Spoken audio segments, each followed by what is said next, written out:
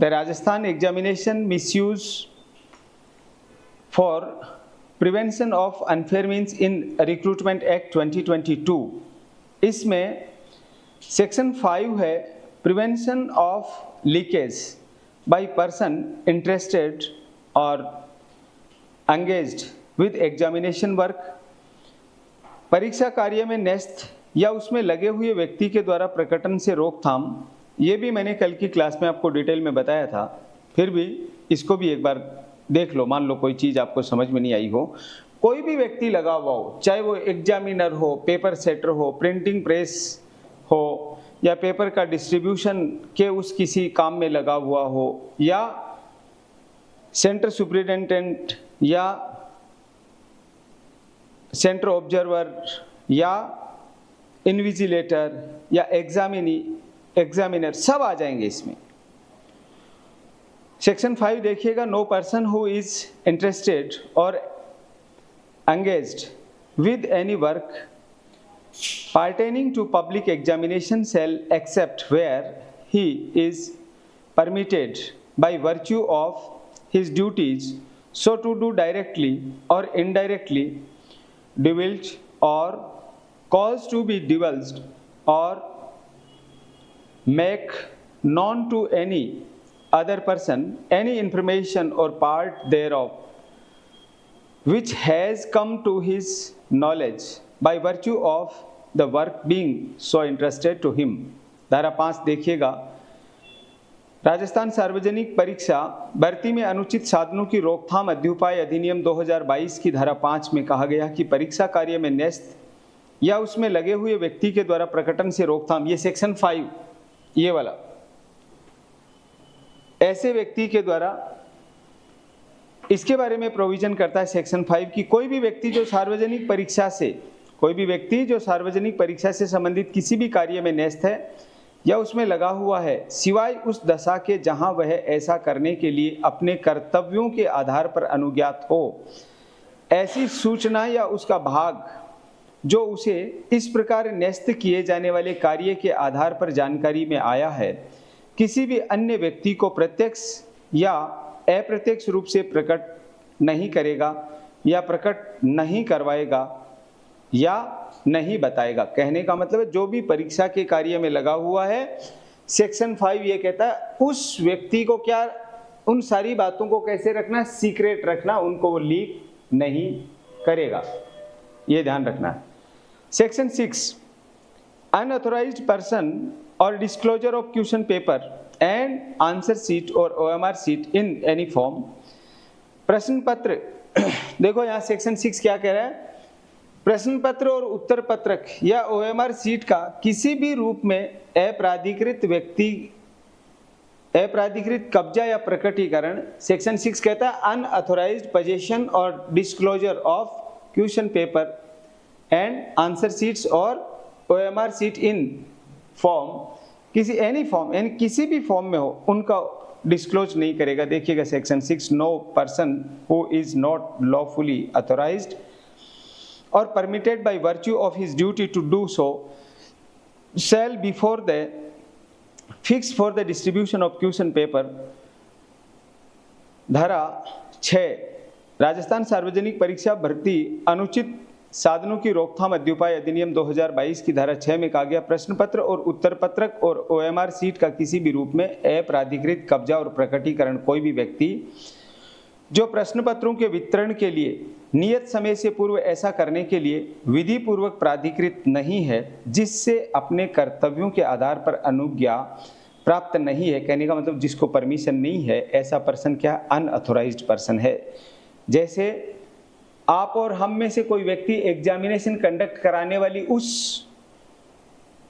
चैन का हिस्सा नहीं है और जबरदस्ती उसका हिस्सा बन रहा है, यानी अनऑथोराइज्ड पर्सन है, तो वो सारे पर्सन अनऑथोराइज्ड हैं। जिनको ऑथोराइज नहीं किया गया, ऑथोराइज किया गया, वो उसका कॉलेज का, स्कूल का या यूनिवर्सिटी का पियोन, बाबू, टीचिंग नॉन टीचिंग सारा स्टाफ आ जाएगा जो इस काम में लगा हुआ। वो आके ये नहीं बता सकता मैंने अभी लिफाफा खोला, ये पेपर था, 2 फोटो क्लिक कर लिए, पुराने ज़माने में फोटोकॉपी मशीन से निकाल लेते थे, उससे पहले कुछ लिख करके दे देते थे, तो ऐसा कोई भी, यानी उनको जो नॉलेज है उसको डिस्क्लोज नहीं करेगा।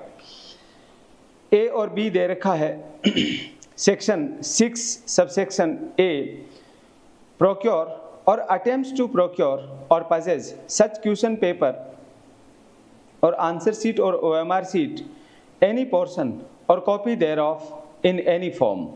ऐसा प्रश्न पत्र और उत्तर पत्रक, OMR शीट या उसका कोई भाग प्रति किसी भी रूप में उपात्त नहीं करेगा, यानी उसकी जो कॉपी है, पेपर है, पीस ऑफ पेपर, उसकी कोई भी कॉपी वो लेगा नहीं, उपात्त करने में प्राप्त नहीं करेगा और उपात्त करने का प्रयत्न भी नहीं करेगा और कब्जे में भी नहीं लेगा। कौन? वो अनऑथोराइज्ड पर्सन। बी है impart or offer to impart such information which he knows or has reason to believe to be related to or derived from or to have a bring upon such question paper। ऐसी सूचना नहीं देगा या देने का प्रस्ताव नहीं करेगा जिसके ऐसे प्रश्न पत्र से संबद्ध या प्राप्त या संबंधित होने के बारे में वह जानता है या ऐसा विश्वास करने का उसके पास में कारण है। ऐसा कोई भी व्यक्ति होगा तो वो इन कामों में नहीं लगेगा कि पेपर के बारे में कोई जानकारी ले ले, ये ध्यान रखना है। तो इस एक्ट का, यानी ये 2022 का एक्ट है, इसका एक्ट नंबर क्या है?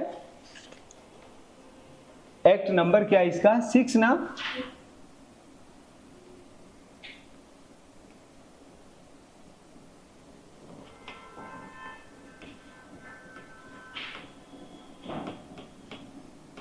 आज याद दिला देना कि आज भूले नहीं अपन। एक्ट नंबर 6 ऑफ 2020 और डेट ऑफ एनेक्टमेंट क्या है इसमें दे रखी है ना, 5 अप्रैल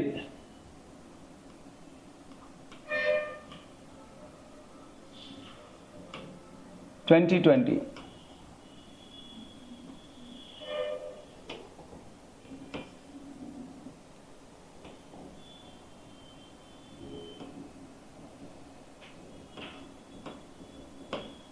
और डेट ऑफ एनफोर्समेंट ये है 6 अप्रैल 2020।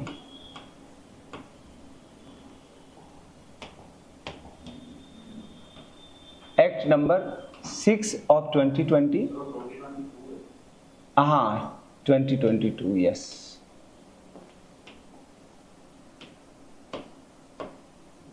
आज मेरी 2020 जुबान पे कैसे चढ़ गया? 2022, 2022 और 2022। अब ठीक है, ये ध्यान रखनी, ये तीनों डेट। तो ऐसा कोई भी अनऑथोराइज्ड पर्सन है वो ना तो पेपर को ना आंसर शीट को किसी को अपने पोजीशन में नहीं लेगा। सेक्शन 6 इसकी बात करता है। और सेक्शन 7 क्या कहता है ये देखो इधर। सेक्शन 7 में कहा गया है कोई भी ऐसा व्यक्ति, सेक्शन 7 इसके बाद के बारे में कहता है कि कोई भी ऐसा व्यक्ति prohibition to enter in examination centre. कौन? ऐसा अनऑथोराइज्ड पर्सन जो सेक्शन 6 में बताया गया है, वो ऐसा किसी भी एग्जामिनेशन सेंटर में प्रवेश नहीं करेगा, एंटर नहीं करेगा। हम भी एग्जामिनेशन सेंटर में एंटर करते हैं तो क्या देखते हैं? हमारा एडमिशन कार्ड देखते हैं कि वी आर अथोराइज्ड और अनअथोराइज्ड, चेक करते हैं इसी बात को। तो ऐसा कोई भी, और इवन जो ड्यूटी पे लगे रहते हैं उनको भी ऐसे कार्ड बना के देते हैं। इवन पुलिस वाले की भी ड्यूटी होती है, उसको भी अलग से कार्ड दिया जाता है। ऐसा नहीं कि पुलिस की वर्दी में, यूनिफॉर्म में तो हर कहीं आएगा घूमेगा, वो भी गड़बड़ कर सकते हैं। इसलिए पुलिस का भी वही जिसकी वहाँ ड्यूटी लगी है, सिर्फ वो अथोराइज्ड पर्सन। और बाकी जो अंदर बीच में अधिकारी या फ्लाइंग वाले या और लोग आते हैं वो सारे अथोराइज्ड पर्सन होते हैं, उनके अलावा कोई नहीं आ सकता। कई बार ऐसे बड़े एग्जाम होते हैं उसमें कलेक्टर खुद आ जाते हैं, एडीएम सिटी जनरली आते हैं, वाइस चांसलर आ जाते हैं, यूनिवर्सिटी के बाकी रजिस्ट्रार और ये जनरली आते ही रहें। वो बात अलग है कि हम उस समय एग्जाम देने में मगन रहते हैं इसलिए हम ध्यान नहीं देते हैं, बाकी वो लोग आकर के एक एक चीज़ चेक करते हैं। पुलिस का एग्जाम है तो एसपी खुद आते हैं, कहीं कहीं आईजी डीआईजी ये लोग देखते हैं, राउंड लेते हैं, सही चीज़ें फिर प्रॉपर चल रही हैं कि कोई गड़बड़ हो रही है। जो जिनका एग्जाम है और जिनकी ड्यूटी है ऐसी चीज़ों को रोकना, वो सारे लोग इसका ध्यान रखते हैं। सेक्शन 6 जो यहाँ स्क्रीन पे लिखा हुआ आपको दिखाई दे रहा है, सेक्शन 7 देखिएगा 6 के बाद में, no person who is not interested और engaged with the work pertaining or to public examination or conduct of public examination or who is not an examinee shall enter the premises of the examination center। धारा 7, परीक्षा केंद्र में प्रवेश का प्रतिषेध। कोई भी व्यक्ति जिसे सार्वजनिक परीक्षा से संबंधित कार्य न्यस्त नहीं है, यानी उसको उस काम में नहीं लगाया गया है, या जो सार्वजनिक परीक्षा के संचालन कार्यों में लगा हुआ नहीं है, अथवा जो परीक्षार्थी नहीं है यानी एग्जाम भी नहीं दे रहा, परीक्षा केंद्र के परिसर में प्रवेश नहीं करेगा। ये ध्यान रखना, कोई भी अनऑथराइज्ड पर्सन है उसके लिए अलाउ नहीं होता है। ये हो गया सेक्शन 6। तो अभी तक हमने इस एक्ट में, एक बार इधर देखो, इस एक्ट में हमने the Rajasthan public examination misuse for measures for prevention of unfair means in recruitment act 2022, Rajasthan सार्वजनिक परीक्षा भर्ती में अनुचित साधनों की रोकथाम के अध्युपाय अधिनियम 2022 जो एक्ट नंबर 6 है 2022 का, डेट ऑफ अनेक्टमेंट 5 अप्रैल 2022 है और डेट ऑफ एनफोर्समेंट है इसका 6 अप्रैल 2022। इसमें सेक्शन 1 नेम एक्सटेंड कमेंसमेंट हमने डिस्कस किया, इसका नाम विस्तार, प्रारंभ और लागू होना। सेक्शन 2 में इसका definition 2A B C D E discuss किया और F में दे दिया कि जो इसमें नहीं दे रखा वो IPC में डिफाइन किया गया, इसका मीनिंग ये होगा। 1992 के में भी यही बात है और 2022 के में भी, ये ऐसे याद रख लेना। 1992 के बाद में 30 ईयर कितने होते हैं, 2022, ये 30 ईयर के बाद में ये वाला एक्ट आया। लेकिन इसके लास्ट सेक्शन में भी ये नहीं लिखा हुआ कि 1992 वाले को रिपील किया जाए, इसका मतलब दोनों साथ में एग्जिस्ट करेंगे। किससे कौन सा मीनिंग लेगा, वही पेरीमेटेरिया जो अभी हम डिस्कस कर रहे थे ना इंटरप्रिटेशन में, उसके केसेस डिस्कस कर रहे थे वो।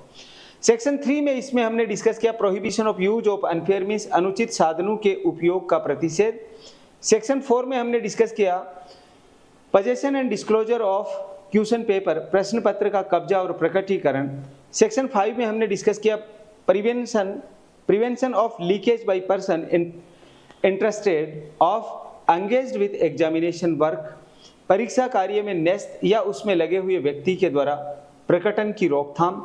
सेक्शन 6 में हमने डिस्कस किया अनऑथराइज्ड पोजेशन और disclosure of question paper and answer sheet or OMR seat in any form, प्रश्न पत्र और उत्तर पत्रक और OMR सीट का किसी भी रूप में अपराधिकृत कब्जा या प्रकटीकरण। सेक्शन 7 में हमने डिस्कस किया prohibition to enter in examination centre, परीक्षा केंद्र में प्रवेश का प्रतिषेध। यहां तक के डिस्कशन में कोई भी बात आप में से ऑनलाइन में ऑफलाइन में किसी को भी समझ में नहीं आई हो, प्लीज यू कैन आस्क। अभी हम डिस्कस करेंगे सेक्शन 8। सेक्शन 8 में प्रोविजन किया गया no place other than examination centre shall be used for public examination, परीक्षा केंद्र से भिन्न कोई स्थान सार्वजनिक परीक्षा के लिए उपयोग में नहीं किया जाएगा। सेंटर जो अलॉटेड है उसके अलावा नहीं। किलो जी आ जाओ, रहने दो, कौन जाएगा इधर आगे सेंटर पे, आ जाओ अपन गोपालपुरा मोड़ के नीचे पुलिया के नीचे एग्जाम ले लेते हैं आपकी, या चलो ये पार्क है पार्क में ले लेते हैं। जो अलॉटेड है उसी में, उसमें भी होता है जैसे कई बार यूनिवर्सिटी का परिसर उसमें बहुत सारी बिल्डिंग है, तो ऐसा नहीं लो जी ये बिल्डिंग पास में पड़ रही इसमें बैठ जाओ, ये भी तो खाली ही पड़ी है ना। पहले बाकायदा जो एग्जाम कंडक्ट कराने वाली अथॉरिटी आकर के देखती है, अब तो ये भी देखती है CCTV कैमरा लगा हुआ है कि नहीं लगा हुआ है, चेयर प्रॉपर है कि नहीं है, उनके बीच में डिस्टेंस प्रॉपर है कि नहीं है, हवा की इनकी व्यवस्था है कि नहीं। आप देखना अभी RJS का एग्जाम देने जाएंगे, ये इंस्ट्रक्शन तो होते हैं और वो देखते भी हैं। हमारे सरकारी स्कूलों का तंत्र इतना खराब है, एक तो वो पार्टियां दे देते हैं, वो बच्चों वाले, छोटे बच्चों के स्कूल वाले ना, छोटे छोटे बच्चों के, वो पार्टियां ऐसे, बड़े बड़े बच्चों के वो पार्टियां ऐसे यूं हिलते डुलते हैं, हवा नाम की चीज नहीं, पंखे कहीं के कहीं है। सरकारी स्कूलों का बड़ा अभी अपने देश में बुरा हाल है करप्शन की वजह से। तो ऐसे पूरी चीजें प्रॉपर देखी जानी चाहिए। और आज का बच्चा तो पंखा कूलर तो छोड़ दो, वो AC बिना बैठता ही नहीं है, वहां पंखे के ही अते पते नहीं है, दे रखे हैं सेंटर। आप देखना 2 घंटा 3 घंटा निकालना भारी पड़ जाता है। तो ऐसे पहले देखते हैं, इसलिए हर चीज हर जगह एग्जाम नहीं ली जा सकती, जो अलॉटेड सेंटर है वहीं पे ली जाएगी, ये ध्यान रहे। सेक्शन 8 एक्ट के अकॉर्डिंग देखिएगा, No person who is interested or engaged with work of pertaining to public examination shall use or cause to be use any place other than the examination center for the purpose of holding public examination। कोई भी व्यक्ति जिसे सार्वजनिक परीक्षा से संबंधित कार्य में न्यस्त है या जो उसमें लगा हुआ है, सार्वजनिक परीक्षा आयोजित कराने के प्रयोजन के लिए परीक्षा केंद्र से भिन्न किसी स्थान का उपयोग नहीं करेगा, नहीं करवाएगा। आपने देखा होगा कभी कोई बड़ा एग्जाम होता है ना, बड़ा बड़ा यानी जिसमें नंबर ऑफ स्टूडेंट बहुत ज़्यादा होते हैं, तो जो रूम होते हैं उनके बगल में जो गलियारा होता है ना, गलियारा, उसमें भी चेयर्स लगा देते हैं, दोनों तरफ लगा देते हैं। स्पेशली सर्दी का टाइम होता है, सेमेस्टर वाले एग्जाम होते हैं, उसमें लगा देते हैं।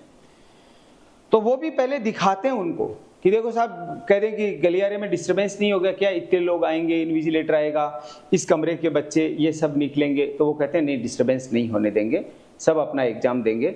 तो जहाँ पे जगह कम पड़ जाती है, मैंने देखा मोहनलाल सुखाड़िया यूनिवर्सिटी में एग्ज़ाम होते हैं, तो वहाँ कॉमर्स कॉलेज में यहाँ पे कई बार एग्ज़ाम ड्यूटी आती थी, तो पूरा का पूरा बरामदे में बच्चे बैठाते। जिस दिन जो नंबर ऑफ स्टूडेंट बीकॉम वाले बहुत ज़्यादा होते या बीए बीकॉम बीएससी इधर उधर सेंटर रोटेट करके देते हैं, बच्चे ज़्यादा होते, तो रूम में भी बच्चे बैठेंगे, हॉल में भी बच्चे बैठेंगे, गलियारे में भी बच्चे बैठेंगे। तो क्या वो भी सेंटर है, एग्जामिनेशन सेंटर? यस, वो सेंटर अलॉट किया गया बाकायदा।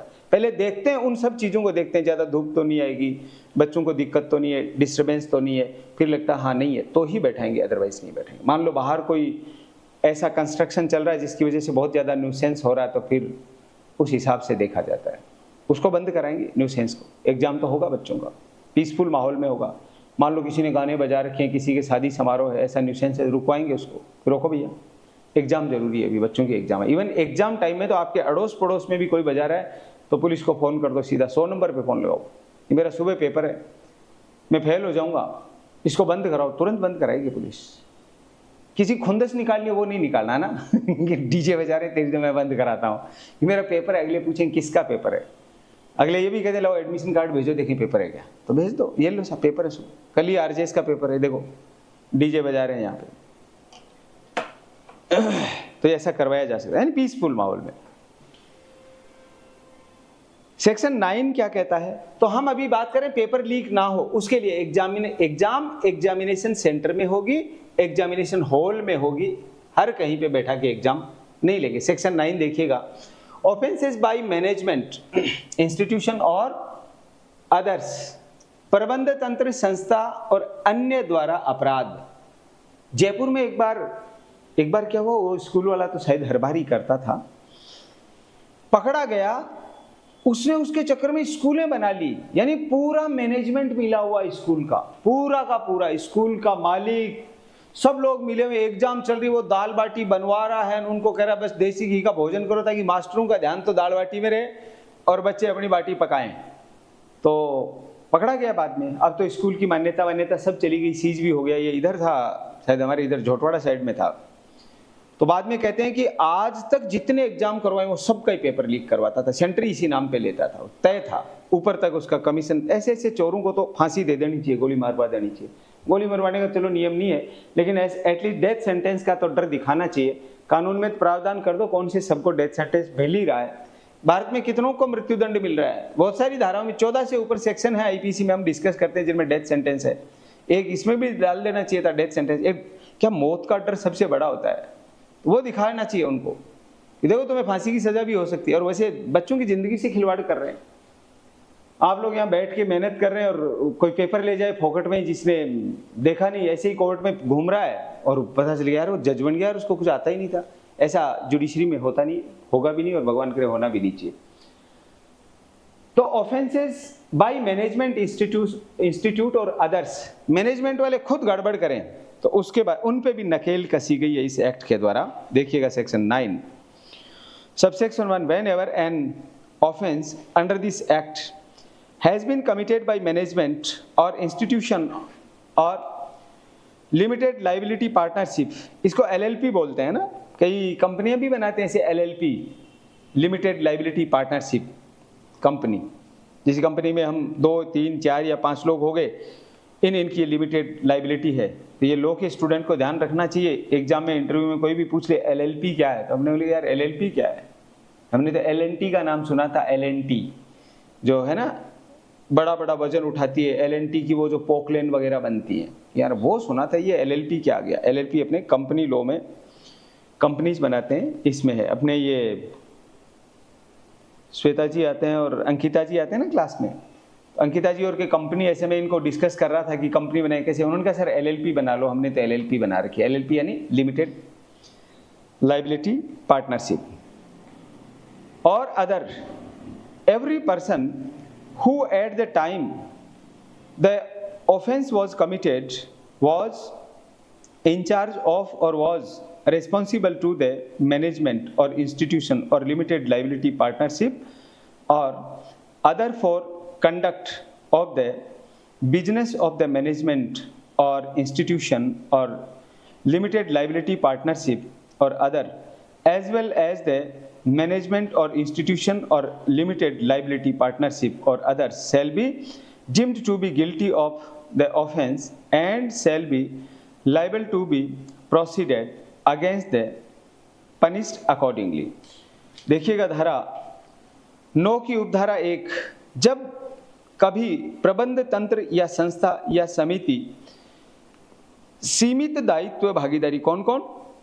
जब कभी प्रबंध तंत्र या संस्था या सीमित दायित्व भागीदारी या अन्य के द्वारा इस अधिनियम के अधीन कोई अपराध कारित किया जाता है तो प्रत्येक व्यक्ति, कौन कौन? ये मैनेजमेंट वाला, इंस्टीट्यूशन वाला, LLP वाला अपराध कारित होता है। तो प्रत्येक व्यक्ति अपराध कारित किए जाने के समय प्रबंध तंत्र, संस्था यानी मैनेजमेंट, इंस्टीट्यूशन, LLP यानी सीमित दायित्व भागीदारी या अन्य के कारोबार का प्रभारी था, या प्रबंध तंत्र या संस्था या सीमित दायित्व भागीदारी, यानी ये 3 वर्ड याद रखने अपने को। प्रबंध तंत्र यानी मैनेजमेंट, संस्था यानी इंस्टीट्यूशन, सीमित दायित्व भागीदारी यानी लिमिटेड लाइबिलिटी पार्टनरशिप, या अन्य के कारोबार के संचालन के लिए, कारोबार कौन सा? वही एग्जाम कंडक्ट कराने वाला, के प्रबंध तंत्र, संस्था और सीमित दायित्व भागीदारी या अन्य के प्रति उत्तरदायी था। साथ ही साथ प्रबंध तंत्र या संस्था या सीमित दायित्व भागीदारी या अन्य भी अपराध के दायी समझे जाएंगे,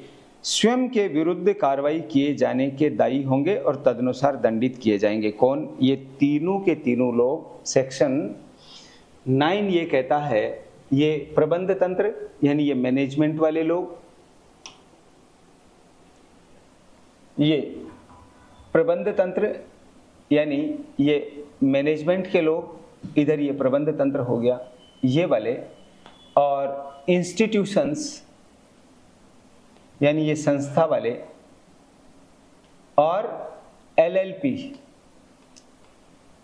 लिमिटेड लाइबिलिटी पार्टनरशिप सीमित दायित्व भागीदारी, और कोई अन्य व्यक्ति जो इसमें लगा हुआ है और उसने पेपर लीक किए जाने में कोई कार्य किया है, तो ये सारे के सारे लोग लाइबल होंगे। LLP एंड अदर्स, ऐसे अपने शॉर्ट में लिखते हैं ना, AIR और इनमें अदर्स, ये सारे लोग इसके लिए लाइबल होंगे। इसमें प्रोविजो देर का प्रोवाइडेड दैट नथिंग, इसमें ऐसा व्यक्ति बच जाएगा, ये क्लोज सब जगह होता है, जो ये कह देगा कि मैंने पहले से डायरेक्शन दिया था, कोई भी इस तरह की किसी एक्टिविटी में इन्वॉल्व नहीं होगा, अगर हुआ तो I can't tolerate this type of people, ऐसा कह दे, मैं ऐसे लोगों को सहन नहीं करूंगा, बर्दाश्त नहीं करूंगा। सख्त चेतावनी दे रखी, और सब मैं खुद भी ध्यान रखता हूं, पता नहीं कब इन्होंने ऐसे कर दिया, इस बात को प्रूव कर देता तो आदमी बच सकता। और बहुत सी बार तो ऐसे भी देखते हैं कि एग्जाम वहीं कंडक्ट कराएंगे जहाँ CCTV कैमरे भी होने चाहिए, और अब तो ये भी देखते हैं कि एग्जाम वहीं कंडक्ट कराएंगे, जैसे ऑनलाइन एग्जाम है, कंप्यूटर सिस्टम प्रॉपर है, एयर कंडीशनर प्रॉपर है, ऐसी सारी चीजें देखने लग गए हैं। कैमरे वाला तो खास तौर से, ये कैमरा क्या है, हर समय रिकॉर्ड कर रहा है, और कई कई एग्जाम में बीच में भी कैमरे आते हैं, जैसे आएगा पहले पूरा ऐसे एक व्यू ले लेगा, फिर एक एक स्टूडेंट का उनको एक बार कहेंगे हाँ इधर देखो, ऐसे सबको एक एक को फिल्मा के ले जाएगा। लेकिन उसमें तो उतनी सी देर के, मान लो वो गया यार कोई दूसरा बैठ गया तो इधर देख लो इसमें, इसलिए ये दोनों चीजें देखते हैं। जो बड़े एग्जाम होते हैं ना, कहीं पे भी चीटिंग ना हो, इसके लिए ये ध्यान में रखा जाता है। इवन ये तक देखते हैं, जैसे अपने लिफ्ट है ना, लिफ्ट से ये 7 सीढ़ियां चढ़ना पड़ रहा है, वो भी अलाउ नहीं होता है। लिफ्ट सीधी वहीं तक होनी चाहिए। मान लो कोई विकलांग है तो वो कैसे चढ़ के आएगा, ये भी देखा जाता है। भाई वो अगर व्हील चेयर पे आ रहा है तो उसकी व्हील चेयर यहाँ तक कैसे आएगी, इतना तक सोचते हैं। चाहे भले ही वो कोई कभी कभार रेयर कोई एक आध जना आता है तो भी देखा जाएगा। देखिएगा प्रोविजो प्रोवाइडेड दैट नथिंग, इस चीज़ को मैं भी पहले फील नहीं करता था। एक बार अपने एक स्टूडेंट आया, उसके पेरेंट्स साथ में आए, बच्चा था 12वीं का, और कई बार हो जाते हैं किसी वजह से वो ऐसे पोजीशन में था जो सहजता से यूँ प्लेन जगह पे भी नहीं चल सकता। अब ये 7 सीढ़ियाँ उतरने में मैं भी यूँ डर रहा था, मैंने कहा ये कहीं गिर नहीं जाए। चढ़ने में तो फिर भी जैसे तैसे चढ़ गया, मैंने कहा गिर नहीं जाए। तो उस दिन से मेरे समझ में, मैंने कहा एग्जाम में इतना टोटका क्यों करते हैं। हाई कोर्ट भी, जैसे बार काउंसिल ऑफ इंडिया भी अपने लॉ कॉलेजेस को परमिशन देती है, पहले देखती है रेलिंग है क्या, ये स्लोप प्रॉपर है क्या, ऐसा ही तो नहीं अपनी स्टेयर्स बना दिए और ये बाकी का लिफ्ट और इन सब की फैसिलिटी है क्या, जहाँ जिस फ्लोर पे लिफ्ट खुलती है उसी फ्लोर पे डायरेक्ट अटैच है कि नहीं है, स्टेयर्स के बाद में तो नहीं। ये सब चीज़ें देखते हैं। वो उस दिन मेरे समझ में आया, मैंने कहा हाँ वो अनुभवी लोग हैं इसलिए सही करते हैं। पहले मेरे को लगता है फालतू की चौंचलेबाजी है, ये चौंचलेबाजी या ढकोंसलेबाजी नहीं, वो सही चीज़ है, देखना चाहिए सबका। वो कभी कभार एक आया लेकिन वो आराम से तो आया, आराम से तो बैठे। कई बार ऐसे भी विकलांग आते हैं। अपने आरजेएस में एक बार टॉप किया था और वो भी जैसलमेर के उस इलाके में था। हमारे एक स्टूडेंट थे, उनकी शादी में गए, वो परिवार में उनके भाई थे, मदन जी नाम था उनका। तो वो गांव में जैसे वो रखते हैं, थोड़ा सा कोई विकलांग हो जाता है, ऐसा एक लठ रख रखा था छोटा। तो फिर क्या है, भाई साहब यही है वो आरजेएस टॉपर। मैंने कहा क्या बात करो, ताश खेल रहे थे आराम से बैठे बैठे मजे से। मैंने कहा सही में। फिर मिलवाया उन्होंने कि भाई साहब ये इस बार आरजेएस के टॉपर। मैंने कहा यार मदन जी कैसे टॉप किया? बोला मेरे को लोग ताना मारते थे ठीक से चल तो सकता ही नहीं, क्या टॉप करेगा, जज ही क्या बनेगा। मैंने कहा बनेंगे नहीं, इस बार तो आर पार ही करेंगे। तो बन गए, मेहनत करी। और उन गाँव को देख लो जिन गाँव में लाइट नहीं है, पानी नहीं है, पानी भी पीने का बारिश में, जैसलमेर बाड़मेर बॉर्डर वाला एरिया, जीवन बहुत टफ है। तो उन्होंने ठान ली कि बनना है, और नॉर्मल नहीं, टॉप में बनना है तो टॉप में ही बने। कभी इधर जयपुर आएंगे, बुलाएंगे, मिलवाएंगे आप लोगों से, इधर कभी पोस्टिंग होगी तो जैसे ऐसे कोई व्यक्ति आते हैं तो उनको ये 5-7 चढ़ने में भी जोर आ जाता है। अपन नॉर्मल अपन दौड़ते दौड़ते ही चढ़ जाएं। तो इसलिए ये सारी चीज़ें होंगी। ऐसे ही प्रबंध तंत्र में एक एक चीज़ देखते हैं कि कहीं कोई ऐसी गड़बड़ी तो जो मैनेजमेंट में लगा हुआ है, एलएलपी का कोई व्यक्ति है या और कोई व्यक्ति इसमें इन्वॉल्व है, वो नहीं कर रहा है, तो वो व्यक्ति प्रूव करेगा कि साहब मैंने मेरी ओर से पूरी सावधानी बरती। कैसे बरती देखिएगा, इस प्रोविजो को देखिएगा। सेक्शन 9 का सबसेक्शन 1 का proviso, provided that nothing content in this subsection 1 shall render any such person liable to any punishment under this act if he proves that the offense was committed without his knowledge and that he exercised all due diligence। बस ये आते ही बच जाएगा। क्या बच जाएगा? All due diligence. साहब मैंने पूरी तरह से युक्तियुक्त सतर्कता और सावधानी बरती, पता नहीं कब ये ऐसी बदमाशी कर गए। इस बात को प्रूव कर देगा तो आदमी बच सकता है, बाकी नहीं। देखो आपने देखा ना चंडीगढ़ नगर निगम में वो जो एक व्यक्ति बैठा हुआ वो वोट किस अंदाज में कैंसिल करता है, तो वो किधर देख के कैंसिल करता है? वो कैमरे की तरफ देखता है, लेकिन उसको ये याद आ जाता है मैंने एक आदमी को कहा था तार काट देना, तो उसको लगता है तार काट दिए, जबकि तार काटता नहीं, उधर देख के और फिर ऐसे पेन चलाता है। सुप्रीम कोर्ट ने जिसको फटकार लगाई और बाद में सस्पेंड किया था, वो उसको सजा भी होगी, तो इसलिए पकड़ लिया। ऐसे वो करे साहब मैंने ड्यू डिलीजेंस, पूरी सतर्कता बरती कि कोई भी ऐसी बदमाशी नहीं कर पाए। ये चीज अगर करने में ये मैनेजमेंट इंस्टीट्यूशन, एलएलपी या इनसे जुड़ा हुआ और कोई व्यक्ति प्रूव हो जाता है तो वो बचेगा, बाकी सजा का भागीदार होगा, उसको पनिश किया जाएगा। हिंदी में भी देखिए इस परंतु को, इस उपधारा में अंतर्विष्ट कोई भी बात ऐसे व्यक्ति को इस अधिनियम में किसी दंड के लिए दायी नहीं बनाएगी यदि वह यह साबित कर देती है कि अपराध उसकी जानकारी के बिना कारित किया गया था और यह है कि उसने उस अपराध को कारित होने से रोकने के लिए सम्यक तत्परता बरती थी। अगर कह देता साहब मैंने मेरी ओर से पूरी सावधानी सतर्कता बरती, मेरे यहाँ पे होने वाले एग्जाम का कोई पेपर लीक हो जाए हिम्मत नहीं है। हमने सुखाड़िया यूनिवर्सिटी में 10 साल तक इस चीज़ को बहुत करीब से देखा और महसूस किया। ऐसा एक माहौल है, क्या मजाल है स्टूडेंट टिप ले। इन्विजिलेटर पे भी ऐसे रखते थे, जरा सी लापरवाही नहीं चलती। एक बार एग्जाम में मैं थोड़ा सा लेट हो गया, मेरे को यूं तो ध्यान था कि आज सर की ड्यूटी है और सर बहुत कड़क थे, मतलब 7 बजे अपना एग्जाम चालू, 3 शिफ्ट में होता है लोग का एग्जाम, 7 से 10, 11 से 2 और 3 से 6, ऐसे यूनिवर्सिटी एग्जाम इन शिफ्ट में चलते हैं सुबह से शाम। तो सर की ड्यूटी थी, उनका कहा था मेरे को इन्विजिलेटर आधा घंटा पहले चाहिए, आधा घंटे पहले, 6:30 तक आ जाए, नहीं आया वो वापस घर चला जाए। मैंने यार 6:35 ही तो 5 ही तो मिनट में, एग्जाम 7 बजे चलेगा। मैं गया, जाते मेरे का मेवाड़ी में कहा उन्होंने, क्यों भाई तारा कतरा छोरा छोरी है? तो मैंने देखा मैं हॉस्टल का वार्डन हूँ इसलिए पूछ रहे हैं। मैंने कहा साहब 20 है अभी तो हंसने लगे। 20 है मतलब तेरे कितने लड़के लड़की हैं? वो यूं पूछ रहे, मेरी शादी नहीं हुई थी उस समय। मैंने कहा साहब 20 हैं, तो सब हंसने लगे। मैंने कहा यार सब कैसे हंसे, या तो मैं उनकी बात नहीं समझा या मैंने कोई गलत जवाब दे दिया। सर ने कहा मैं वो नहीं पूछ रहा हूँ, तेरे हॉस्टल का नहीं पूछ रहा हूँ, मैं ये पूछ रहा हूँ तेरे कितने लड़के लड़की हैं। मैंने कहा साहब मेरी शादी नहीं, उनको मालूम था नहीं हुई। तो कह यार ये शादीशुदा है वो आ गई, इनके बच्चे हैं वो आ गई, पति को बच्चों को घर परिवार छोड़ के अपना काम मैनेज करके आ गई, तेरे नहीं आ सकते, तेरे क्या लफड़ा ऐसा? तो मैं समझ गया क्या कहना चाह रहे हैं, टाइम पे आइए। सही चीज सिखाई उन्होंने, उस दिन से समझ में आ गया बिल्कुल। जब इतनी जिम्मेदारी निभा के दूसरा आ सकता है तो हमको उससे 5 मिनट पहले आना। कोई अगर हमें डांट के अच्छी चीज सिखा रहे हैं तो उसको सबक में लेना चाहिए।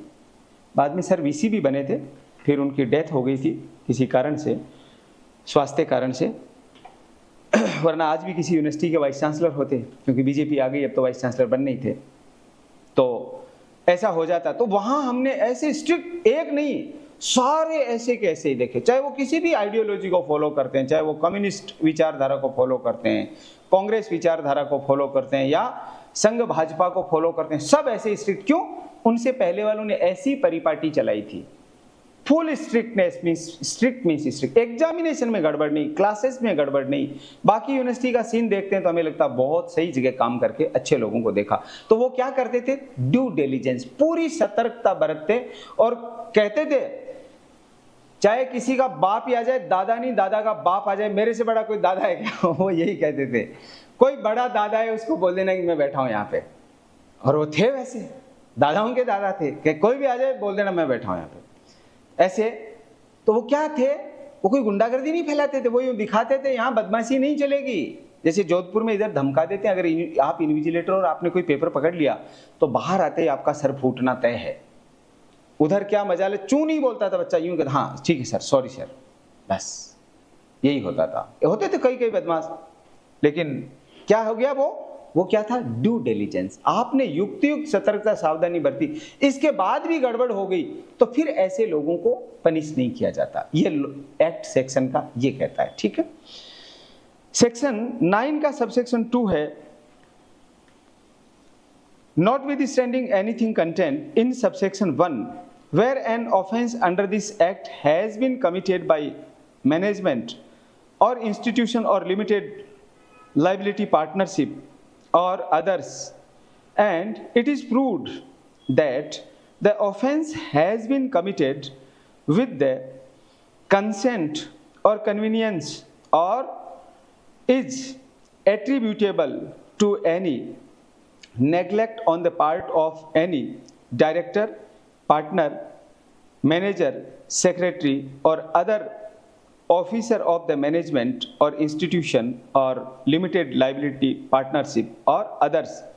Such director, partner, manager, secretary or other officer shall also be deemed to be guilty of the offence and shall be liable to proceeded against and punished accordingly.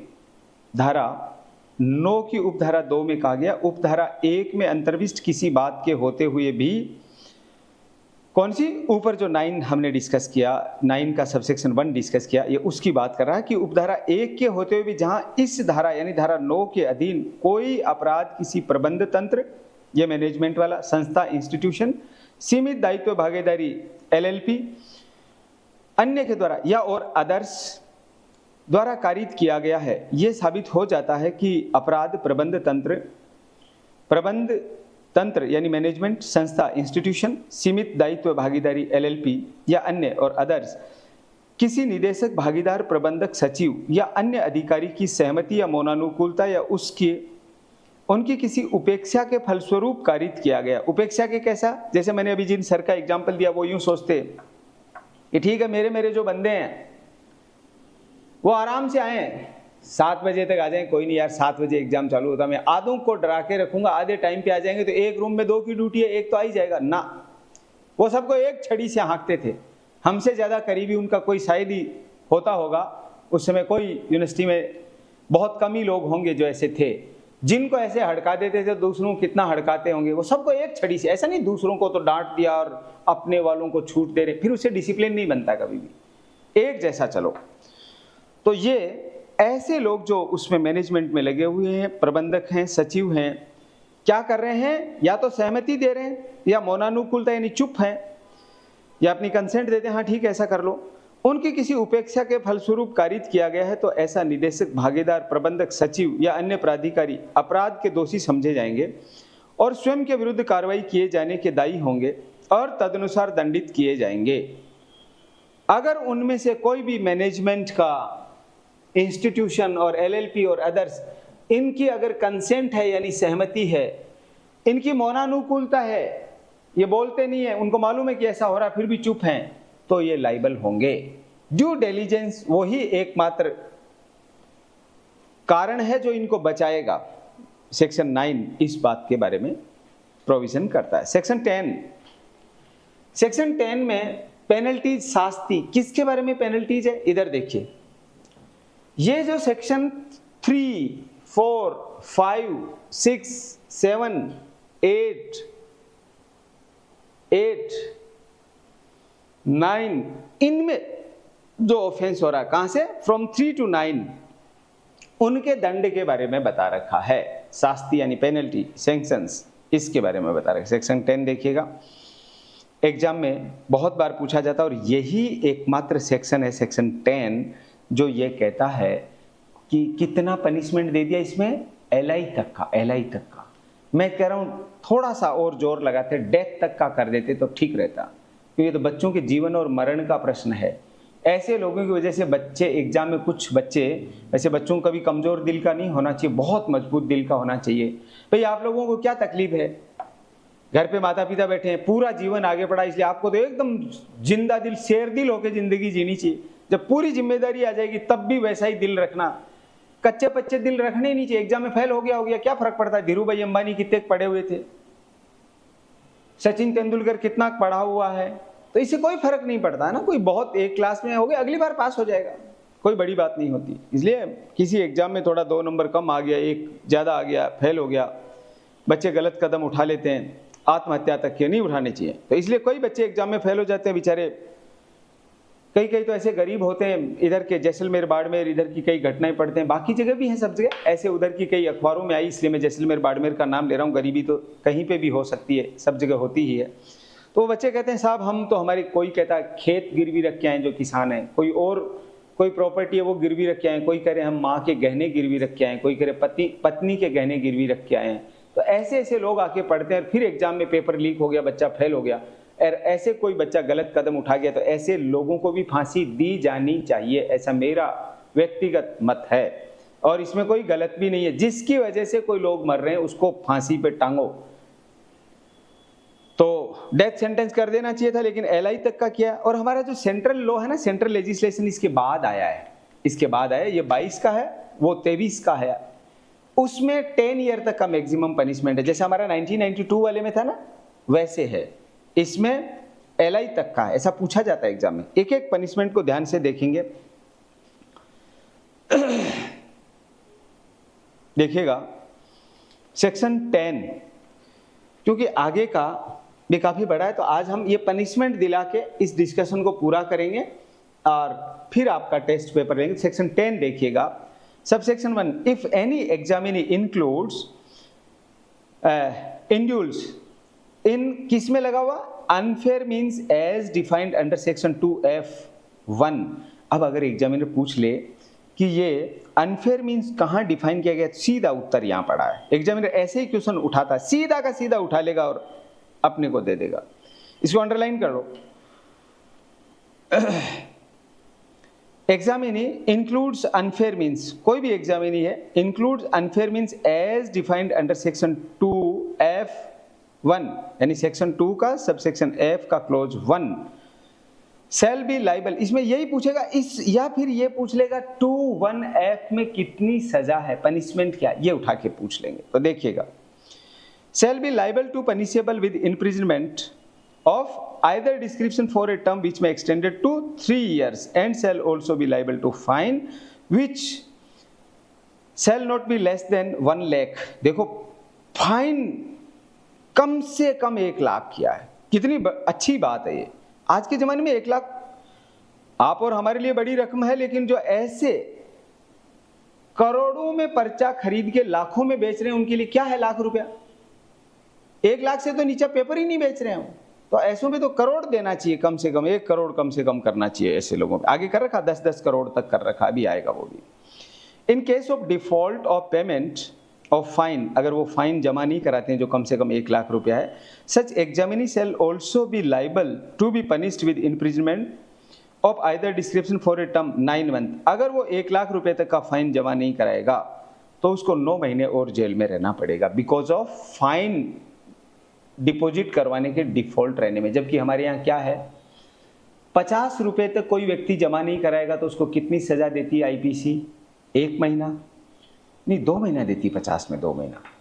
और 100 रुपए तक जमा नहीं कराएगा 4 महीना, 100 से ऊपर रुपए जमा नहीं करा रहा तो उसमें मैक्सिमम टू मैक्सिमम 6 मंथ, ऐसा है। शायद ऐसा ही है, 1 मिनट रुको मैं आपको दिखा देता हूँ अपन, लेकिन वही है, फिर इसको सेव नहीं किया तो अभी इसको ऐसे ही समझ लो। कल स्टार्ट करेंगे, उससे पहले याद दिला देना, मैं आपको वो भी बता दूंगा। वैसे यही है, मैंने ऐसे यूँ एक दिन ऐसे कहा था हिसाब लगा के कि 25 रुपये का 1 महीना 1860 में होता था, वो भी कोई जमाना रहा होगा। आज तो 25 रुपये को आदमी क्या समझे, एक दिन का मजदूर लेता है 500-700 रुपये, 800 रुपये। एक पंखा छोड़ो, बड़ी बात है, एक ट्यूबलाइट लगवाने के लिए आओ जिसमें 2 छोटे से होल करने और ट्यूबलाइट लगानी की 150 रुपये लूँगा। मैंने उधर ट्यूबलाइट लगानी थी, मैंने कहा भैया कितने लोग, एक ऊपर लगानी है एक इधर लगानी है, बोला भैया एक के 150। मैंने कहा वापिस चले जाओ, मैं ही लगा दूंगा इनको। तो फिर ऐसे ही हुआ, बाद में कभी होल करने आए, उनसे होल करवा लिया, लगा ली।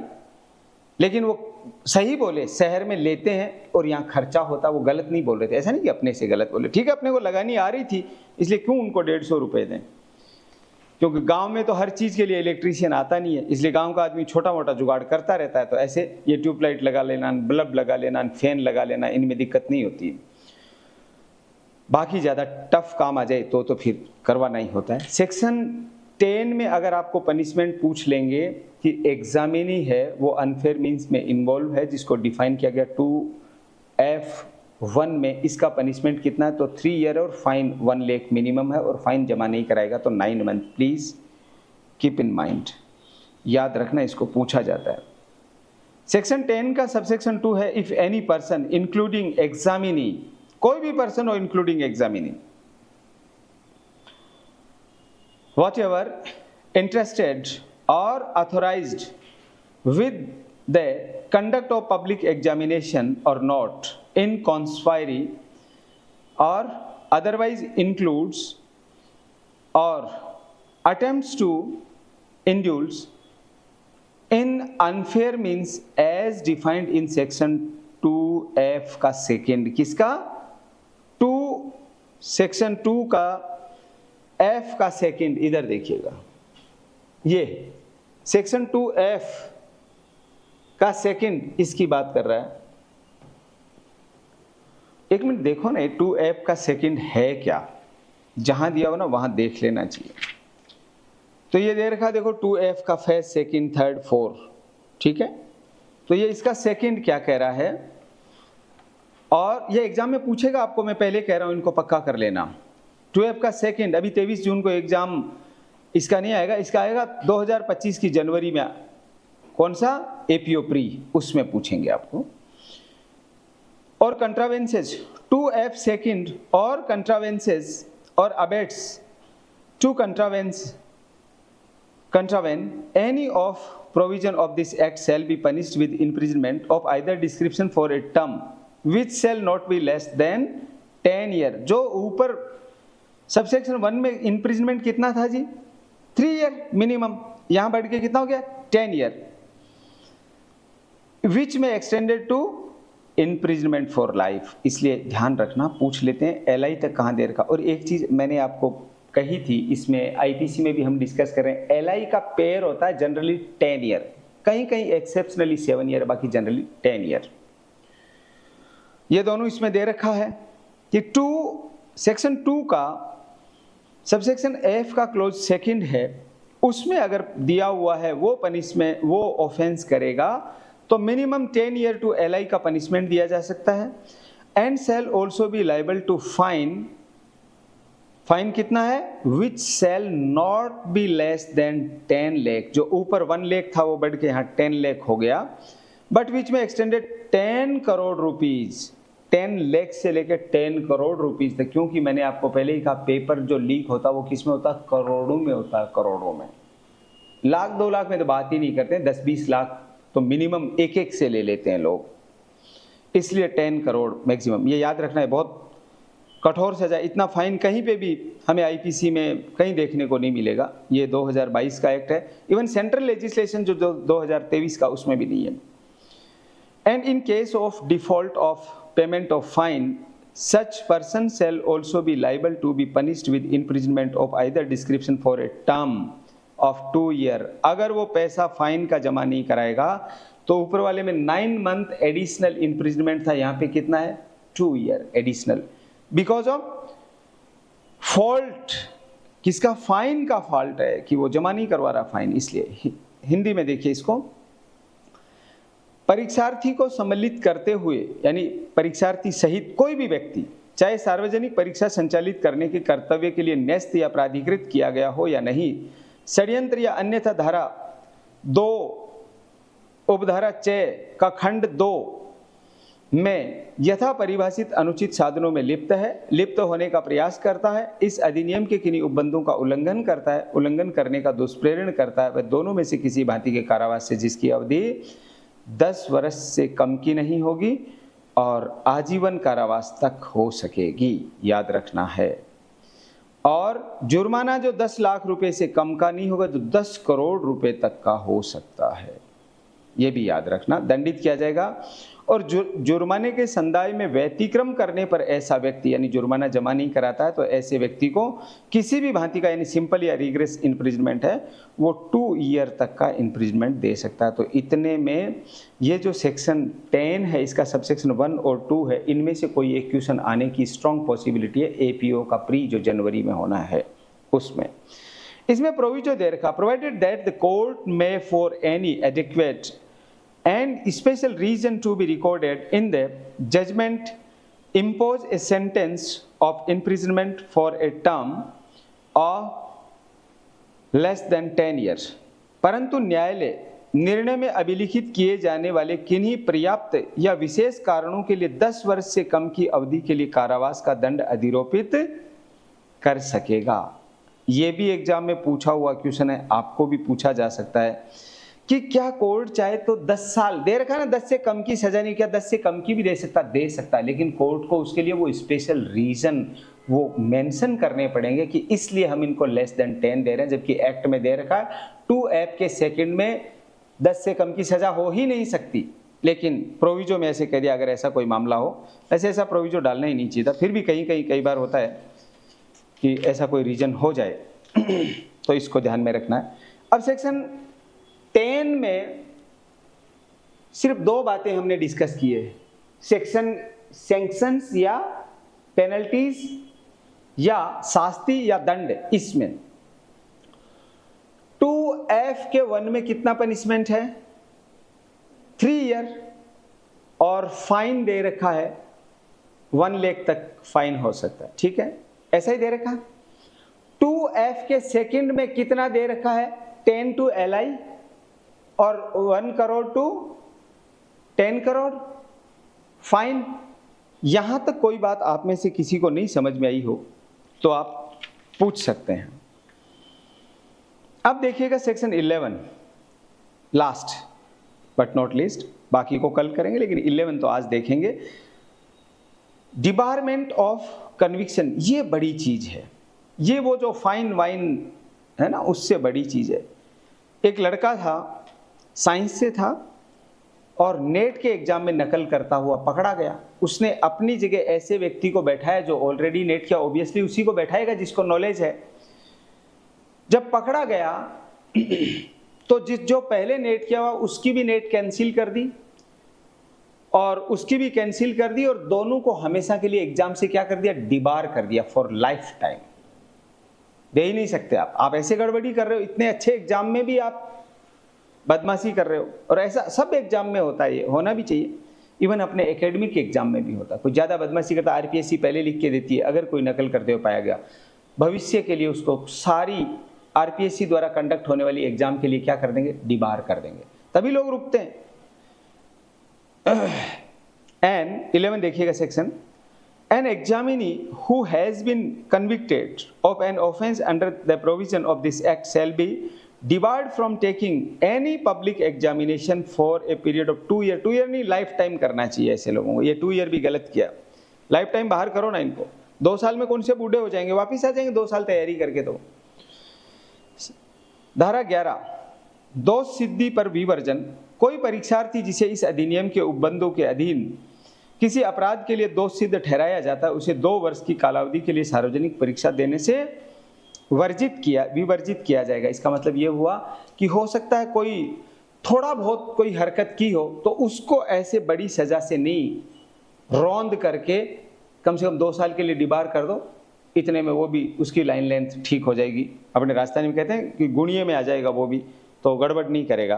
तो ये हो गया हमारा अभी तक का Rajasthan public examination misuse for measures for prevention of unfair means in recruitment act 2022, act number 6 of 2022, date of enactment 5 April 2022, date of enforcement 6 April 2022। Rajasthan सार्वजनिक परीक्षा में अनुचित साधनों की रोकथाम के अद्युपाय अधिनियम 2022, इसका section 1। Short title, extend, commencement, संक्षिप्त नाम, विस्तार और प्रारंभ, ये रहा डेट ऑफ कमेंसमेंट 6 अप्रैल 2022। और इसका संक्षिप्त नाम यह है, राजस्थान परीक्षा सार्वजनिक परीक्षा भर्ती में अनुचित साधनों की रोकथाम अद्युपाय अधिनियम 2022। एक्सटेंड पूरा राजस्थान पे लागू होगा। सेक्शन 2 में डेफिनेशन में 2A, B, C, D, E, F ये हमने डिस्कस किया। अभी हम पनिशमेंट में 2F का फर्स्ट और सेकंड इनके बारे में डिस्कस कर रहे थे। 3 prohibition of use of unfair means अनुचित साधनों के उपयोग का प्रतिषेध हमने डिस्कस किया। सेक्शन 4 में हमने डिस्कस किया possession and disclosure of question paper, प्रश्न पत्रों का कब्जा और प्रकटीकरण। सेक्शन 5 में हमने डिस्कस किया prevention of leakage by person interested और एंगेज्ड विद एग्जामिनेशन वर्क, परीक्षा कार्य में न्यस्त या उसमें लगे हुए व्यक्तियों के द्वारा प्रकटन की रोकथाम। सेक्शन 6 में हमने डिस्कस किया unauthorised possession, disclosure of question paper or answer sheet or OMR seat in any form, ये एनी रह गया लिखने से, प्रश्न पत्र, उत्तर पत्रक और OMR सीट के किसी भी रूप में अप्राधिकृत कब्जा और प्रकटीकरण।